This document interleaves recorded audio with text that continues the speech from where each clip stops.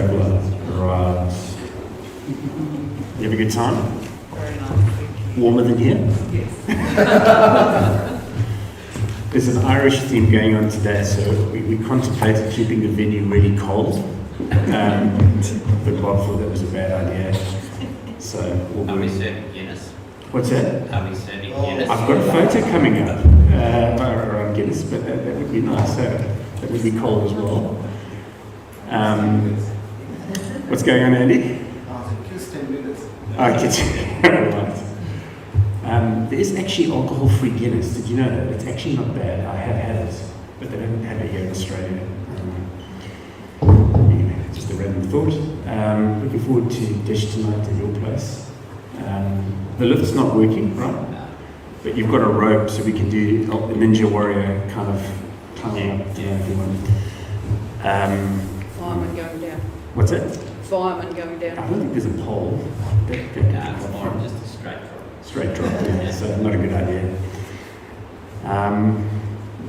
Cool, I'll do the acknowledgement of country and then we'll get going. So as we start today, I would like to acknowledge the traditional owners of the land in which we are meeting, the Wurundjeri people of the Kulin Nation, and pay my respects to the elders past, present and emerging. Today we do church on land that was stolen and never ceded. Hartwell is a fully affirming community and fully committed to being a safe space for all people who are connected to this community, regardless of gender, sexuality, family background, economic situation, regardless of how old you are, where you come from, what abilities you have, what languages you speak, and all religions, spiritual paths, traditions, and ethical convictions. Everyone is welcome here, and we want everyone to feel safe here. Bob, would you like the cross candle for us? And then we'll go straight into singing. Thanks.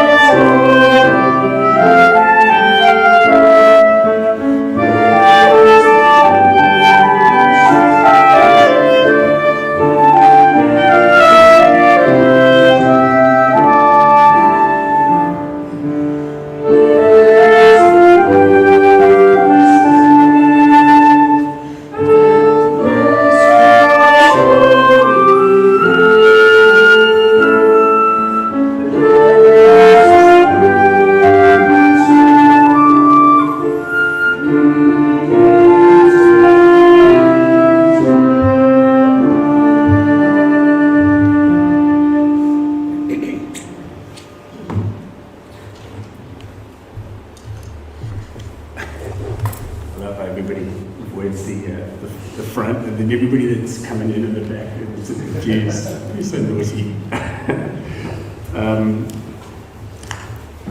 Thank you, guys. So let's see what's on the screen. So it's a little bit of my journey with John O'Donoghue today. I'll be reading some passages from his works and allowing us kind of a chance to reflect on that. But I thought I'd just tell you about my journey with him first. And I've got this strange, I was telling you, Anne, I think last week, about my kind of ancestry with Ireland. So I've always been interested in things Irish. And then when I had my cancer journey, I had my DNA done, and I realized I was thoroughly Irish. And a very particular version was the M222 gene, which is kind of northwest of Ireland, a place called Donegal. So of course I took that as a sign that we had to go and visit Donegal. And then, funny enough, before that, I'm just going to embarrass Mike when he comes in. Hey man, how you going?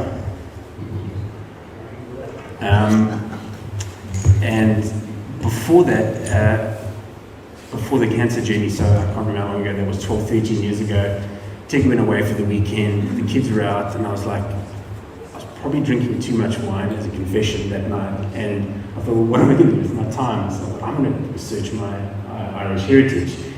And so I started researching on my mom's side, and because the DNA was actually from my dad's side. So I was going on my mom's side, and my mom was, and I got as far as 1831, when my mom was, my mom, I wasn't there, sorry, my mom's ancestor. was baptized by the Reverend H. Moffat in Belfast in 1831. And I thought, okay, that's as far as I can go, because I think the child was the foundling, so it's kind of hard to go back further than that. And I thought, I'm going to do Tig's side as well. Tig's mom's side, because I'm by myself and nothing else to do. And found that it also goes back to Belfast, and her ancestor on her mother's side was baptized by the Reverend H. Moffat in 1834. So how weird is that? 3 years apart. And of course that's confirmation that we should be married, which is not done, just joking. But we actually went to that church when we were in Belfast and did that as well. So always enjoyed all things Irish. And I've always loved the idea of pilgrimage as well. I'd love to do the Santiago de Compostela one day. Some people nodding, it seems like a group activity we could do. Just a very long one. And so I would do these kind of crafted my own versions of pilgrimage. So one was going to the Cilician place that we went, Merrill. I did that once. And then Tarawara Abbey was the other one that I thought I'd like to do, which is a fair distance from where I was. I can't remember how long it was. So I was going from Heathmont to there, and I thought I was going to really knew what I was doing, and it was a 40-degree day, which wasn't very clever. But I remember walking, and I walked through Croydon first early in the morning, and I saw this guy walking his dog, and I looked at him, and he looked at me, and we knew each other, but we didn't. It was just a weird moment. Like, oh, he's the caretaker at table. But we didn't, I wasn't really connected to the table. I'd been there a few times, but we recognized each other, but we weren't sure. So the day carried on, and then I get to Tarawara Abbey, and I walk up the stairs, and lo and behold, there he is, sitting there talking to I forget who the person was, and we both thought, okay, this is really weird. So we introduced ourselves, and I was there for the weekend, and we got chatting, and he said, I would love to send you a book. And so, okay, cool. Well, you can send it to table, I'll pick it up there. And so the book arrived, and that was Annam Chorus. So it was actually this book here that arrived, and I was like, this is just really weird. Like, who's John O'Donoghue? Like, I opened the first few pages, and it's all kind of super weird. And I'm going, yeah, okay. Oh well, whatever. And then about, I can't remember how much longer, it was about 9 months later, I got cancer, and I decided to pick up that book again, and that book kind of nurtured me through, it's probably the best way to put it, those 6 months of chemotherapy that I went through, and it was kind of always by my side.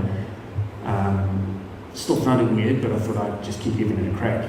And then what happened is I went for a second time to Tairaibi. This time I had to drive, I couldn't walk, being on chemotherapy, and came across the podcast by John O'Donoghue, which I think you guys might have listened to or not.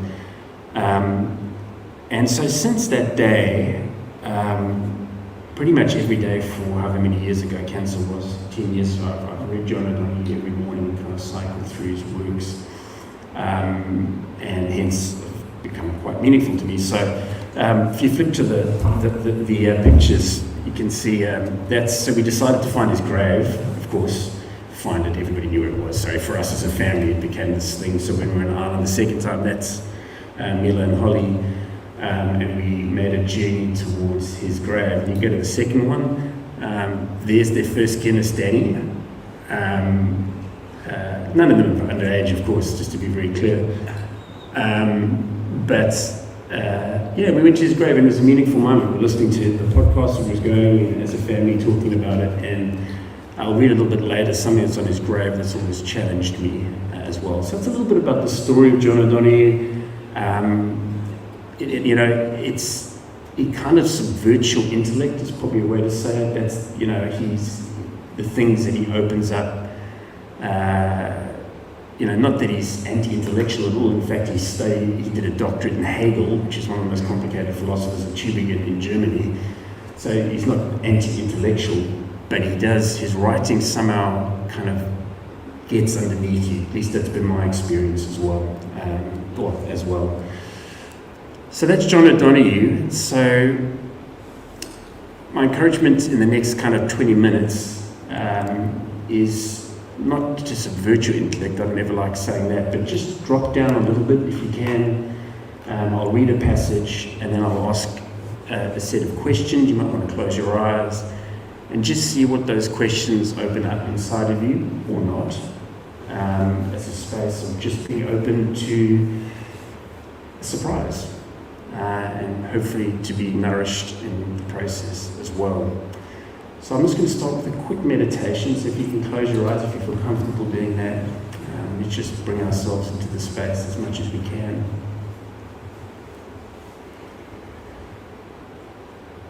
So maybe just be aware of your breath, wherever that is, in the nose or the belly, the chest.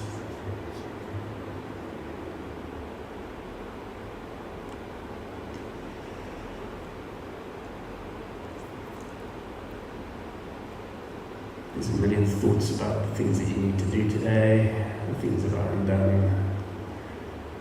Just accept them, just acknowledge them, don't run away from them.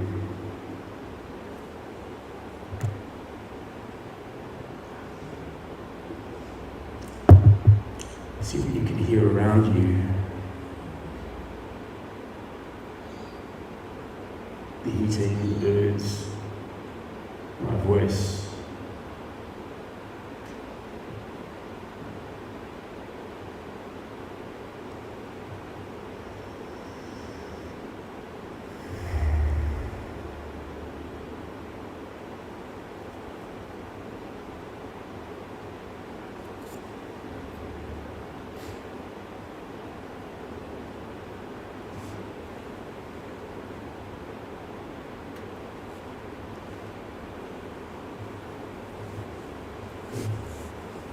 What I'm going to read next is called "The Darker Beauty Dawns More Slowly." It starts with a quote by Carl Jung. One does not become enlightened by imagining figures of light, but by making the darkness conscious. And then John O'Donoghue goes on. And again, as I read this, sometimes it can get a little bit complicated. You don't have to get everything, even if it's just one line, that's okay. Because you are opaque to yourself, you are never finished with yourself. This is the quest for meaning. You never own yourself and stand constantly at new frontiers, wondering what lies beyond. There is a beauty in discovery that deeply satisfies us. When you discover something new about yourself, you become more grounded and free. It is delightful when you find out more of your hidden light, when the radiance inside you glimmers through new, unexpected colors. Without being narcissistic or arrogant, you are quietly nourished by the discovery of the beauty, the diversity that dwells in you. But discovery can also be difficult. When you begin to excavate the darker beauty of your complexity, you may become startled by your own strangeness. Framed with our own thought world, routines and expectations, only rarely do we get a glimpse of how strange we actually are. We usually ignore and avoid the ever-present and curious strangeness that dwells in each individual. Each of us is aware at some time of our own strangeness. At night, our dreams throw up peculiar shapes and figures. Sometimes even the most respectable people, the veritable pillars of society, have a fascinating nightlife. They're up to things in their nighttime dream world that would not even cross their minds during the day. When they lose their grip on the day and sleep takes them, they become wild other people in their dreams. The ancient Greeks believed that the figures in our dreams were real. They left the body during the night and came out into the world to act out their stories, but returned before the person awoke. When you consider where we go and who we become in dream, it is often an achievement to show up for breakfast in the morning. Strangeness attracts the imagination. It is drawn to the fissures in behavior where strangeness becomes visible. One of the intriguing areas here is where the failure of another person becomes the occasion for revelation of oneself. Failure becomes a ruthless mirror where the false facade of morality and values is questioned and exposed. Joseph Conrad evoked this dilemma in The Heart of Darkness and in Lord Jim. The failure of an admired character subverts the belief system of the key character. Dostoevsky also explored this theme in epic fashion in The Idiot, where a saintly figure and a criminally destructive one are locked in mutual fascination. Sometimes the tame and the strange become very attracted to each other. Part of the beauty of the act of discovery is the integrity of its desire for wholeness. Your soul will not want to avoid or neglect the regions of your heart that do not fit the expected. When you trust yourself enough to discover and integrate your strangeness, you bestow a gift on yourself. Rather than annulling a complex part of your heart which would continue to haunt you, you have thrown your arms around yourself to embrace who you are. This is the heart of holiness. Holiness is not complacent refuge in the glass house of pale pieties. To be holy is to enter the dense beauty of passionate complexity. In the classic book on the idea of the holy, Rudolf Otto said the experience of the holy is at once tremendous and fascinating. And Edgar Allan Poe said, there is no exquisite beauty without some sense of strangeness in its proportions.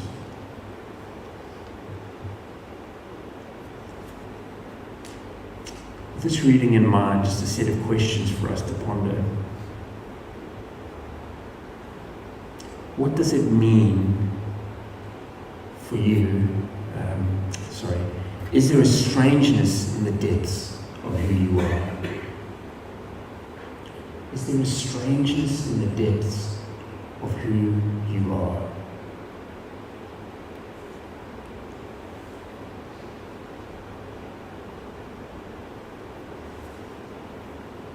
Have there been parts of yourself that you want to hide?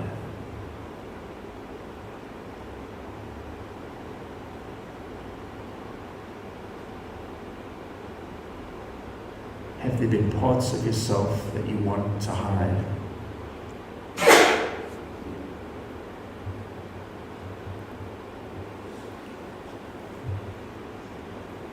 What would it truly mean to embrace all your parts, all of who you are, all the strangeness?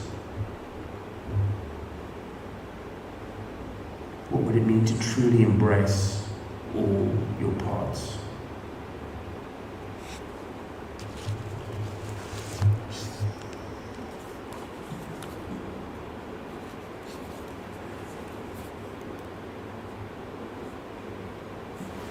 second time I went to Tarawara Abbey and I was on chemotherapy, one of the problems with John O'Donoghue's books is that he always talks about death towards the end of the book.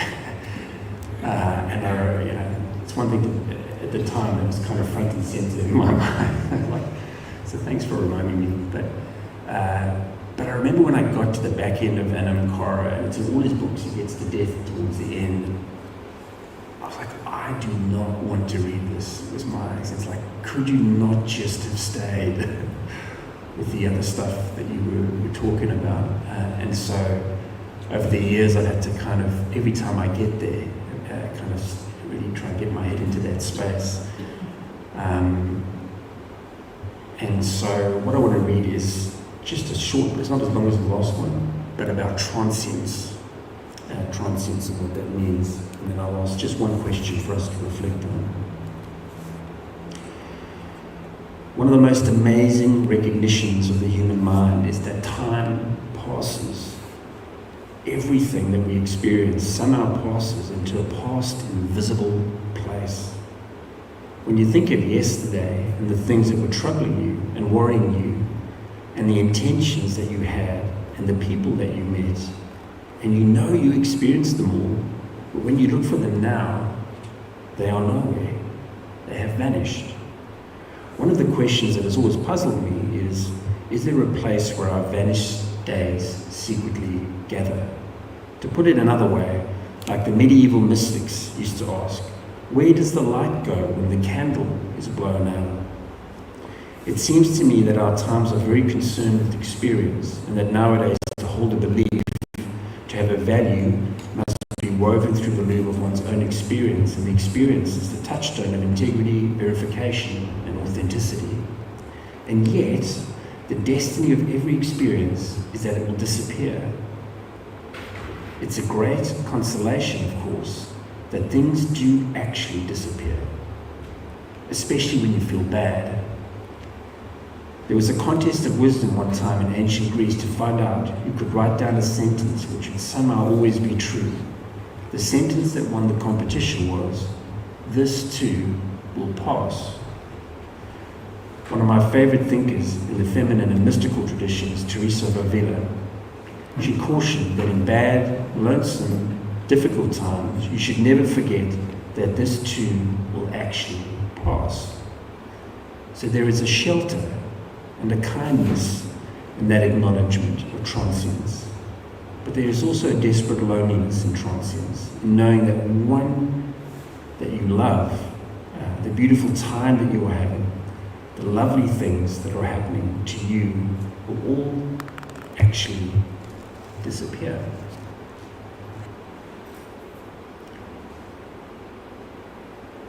The question for us to ponder is, what does it mean to be transient? How do you feel about the fact that all things pass in your life? Is that scary? Is it a good thing?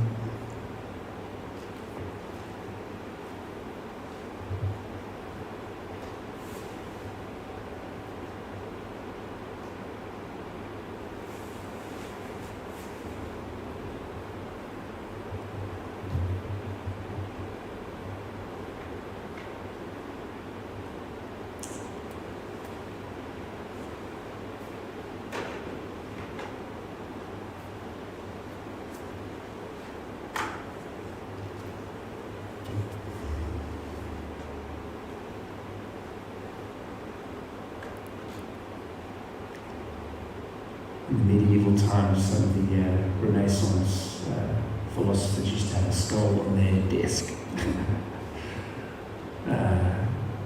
Can't do that these days. But that idea of keeping death close to you so that you can live better. And it seems like a strange thing to say. But the beauty of transience reminds us of the amazing things all around us every moment that we find ourselves in.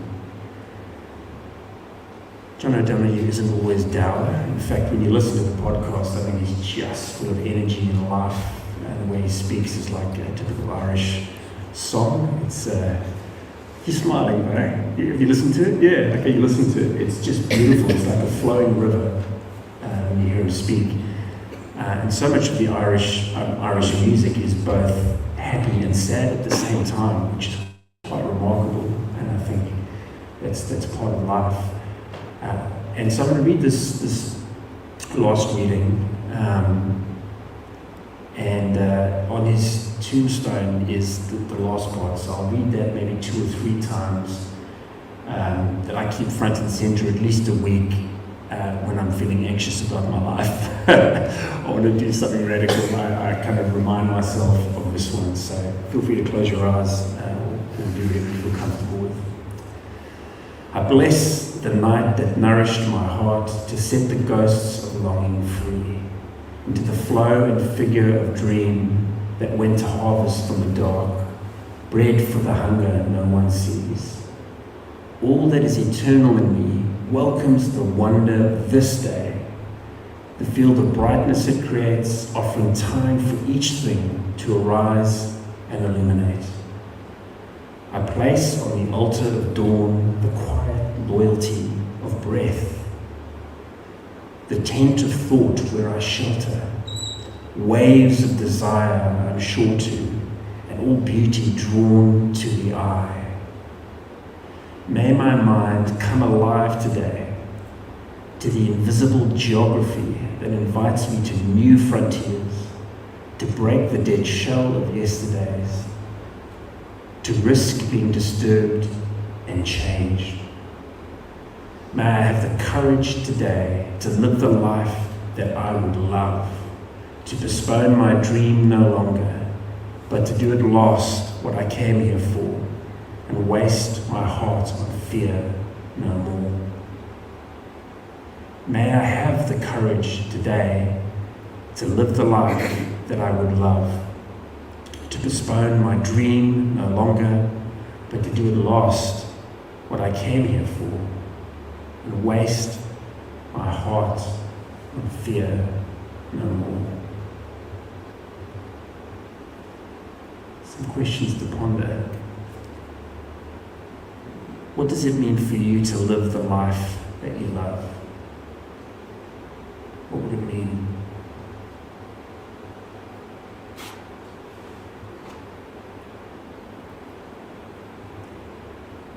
What dreams have you been postponing?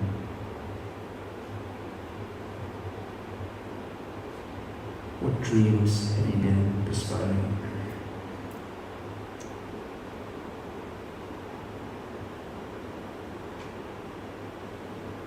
What are the fears that are holding you back?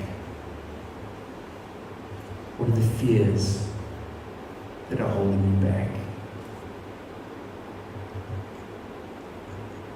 May you have the courage today to live the life that you would love, to postpone your dream no longer, but to do what you came here for, and to waste your heart on fear no more.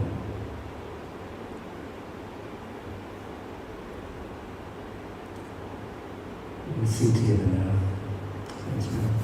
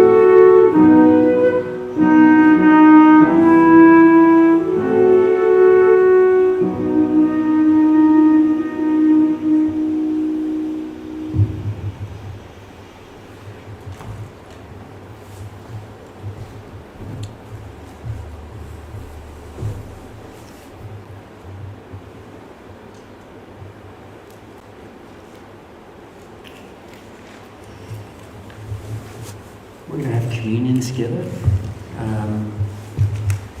As we do that, I just want to read a blessing over you by John O'Donoghue, and then we'll end with the benediction, which Michael, if you would mind singing for us when we get there. No. Oh, don't worry, you know, shalom. Yeah. So as you take communion, may you awaken to the mystery of being here and enter the quiet immensity of your own presence.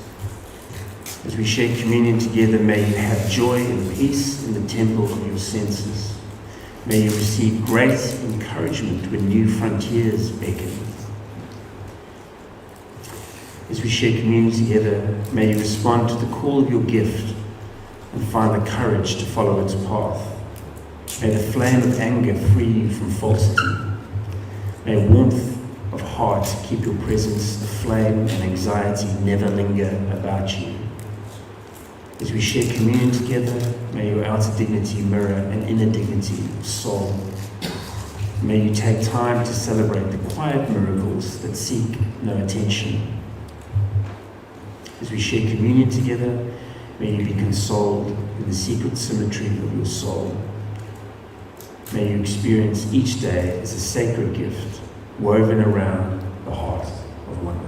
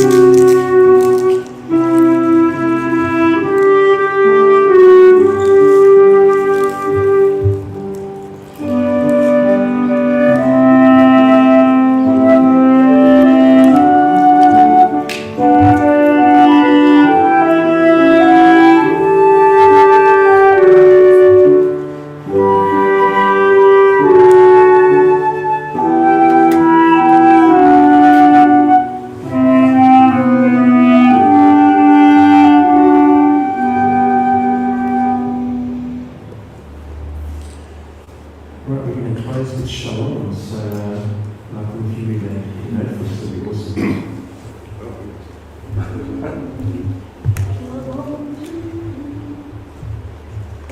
Shalom to you now, shalom my friends, may God's good mercy bless you my friends, in all your living and to your loving, Christ be your shalom, Christ be your shalom.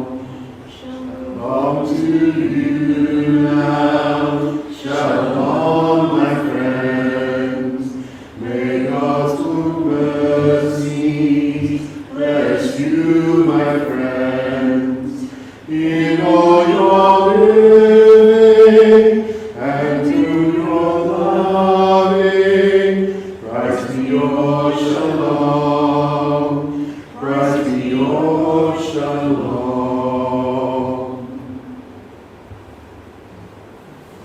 Peace to you all, and sweet and light of Danny Creams.